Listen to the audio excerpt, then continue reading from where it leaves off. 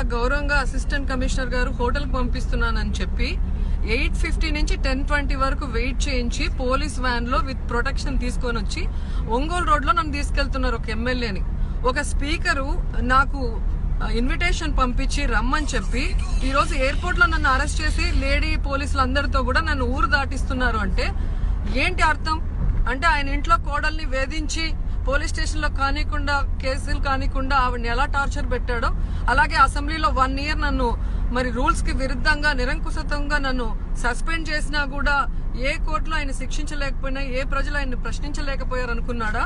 లేకపోతే నిన్న చెప్పినట్టు కారు షెడ్ లో ఉండాలి, ఆడవాళ్ళు ఇంట్లో ఉండాలి, ఇట్లా బయట రాకూడదు, వస్తే అరెస్ట్ చేయిస్తామన్నట్టుగా వీళ్ళు ప్రవర్తిస్తున్న తీరు చూస్తుంటే అసలు స్పీకర్ గారికి గాని చంద్రబాబు నాయుడు గారికి గాని ఈ జాతీయ మహిళా పార్లమెంట్ సదస్సు నిర్వహించే అర్హత ఉందని నేను ప్రశ్నిస్తున్నాను.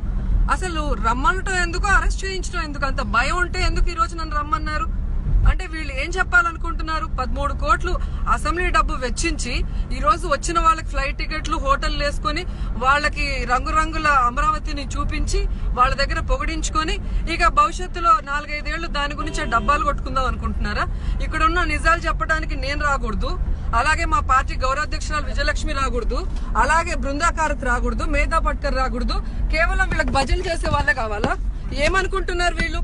పోలీసులు కూడా చాలా అత్యుత్సాహం ప్రదర్శిస్తున్నారు. కాబట్టి ఖచ్చితంగా దీని మీద చర్యలు చేపడతారు. దమ్మున్న మగవాళ్ళు అయితే నాలాంటి వాళ్ళని, వనజాక్షి లాంటి వాళ్ళని, రిషితేశ్వరి తల్లిదండ్రుల్ని, అలాగే బృందాకారత్ లాంటి వాళ్ళని పిలిపించి మహిళా సాధికారత మీద మాట్లాడిస్తే ఈ రాష్ట్రంలో ఏం జరుగుతుంది, సీఎం గారు స్పీకర్ గారు ఎలాగా మహిళల్ని గౌరవిస్తున్నారు, వాళ్ళని ఎంత మాత్రం ఎదగనిస్తున్నారు, ఏ విధమైన రాక్షస కృత్యాలు చేస్తున్నారో ప్రజలకు కూడా తెలిసే అవకాశం ఉంటుంది. కానీ నిజంగా ఇంత పిరికి వాళ్ళు, ఇంత భయపడే వాళ్ళని నేను ఎక్కడా చూడలేదు ఏ రాష్ట్రంలో కూడా. రాజకీయాలకు అతీతంగా జాతీయ మహిళా సదస్సుని నిర్వహిస్తున్నాము అంటే నిజంగా చాలా గొప్పగా నిర్వహిస్తున్నారేమో అని వచ్చాము. కానీ మాలాంటి వాళ్ళని అరెస్ట్ చేసి ఇలా ఒంగోలు సైడ్ తీసుకెళ్తూ ఈ రోజు చంద్రబాబు నాయుడు గారి కోడల్ని, వెంకయ్య నాయుడు గారి కూతుర్ని, అలాగే కేసీఆర్ గారి కూతుర్ని పిలుచుకొని వీళ్ళు మాట్లాడించుకుంటున్నారంటే ఇది రాజకీయమా, నిజంగా మహిళా సాధికారత కోసం వీళ్ళు మాట్లాడుతున్నారని ఇప్పటికే ప్రజలకు అర్థమై ఉంటుంది. సో ఇంట్లో కూతురికి పట్టం కడుతూ స్పీకర్ గారు కోడల్ని ఎంత రాక్షసంగా రోడ్ల మీద మరి ఆవిడ తిరుగుతుంటే పోలీసులు కేసులు కూడా పెట్టని పరిస్థితికి తీసుకొచ్చారో మనం చూసాం.